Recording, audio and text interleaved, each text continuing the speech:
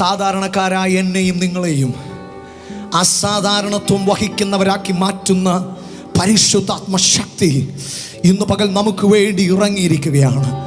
ആ ശക്തിയെക്കുറിച്ച് തിരുവചനം പറയുന്നത്, കർത്താവായ യേശുവിനെ പോലും മരിച്ചവരിൽ നിന്ന് ഉയർപ്പിച്ച അതേ ശക്തി അത് നമ്മുടെ മേൽ വ്യാപരിക്കുകയാണ്. എത്ര പേർ വിശ്വസിക്കുന്നു? നിന്നെ തീർത്തു കളയാമെന്ന് പറയുന്ന, നിന്നെ എന്നേക്കുമായി നിന്റെ ജീവൻ എടുക്കുമെന്ന് പറയുന്ന ആ ആമേൻ ഹല്ലേലൂയ അന്യാരാധന ശക്തികളുടെ മുമ്പിൽ ഇന്ന് പകൽ ദൈവജനം ചേർന്ന് പറയട്ടെ, ഒരു പുനരുത്ഥാനത്തിന്റെ ശക്തിയെ വഹിക്കുന്നവനാണ് ഞാൻ.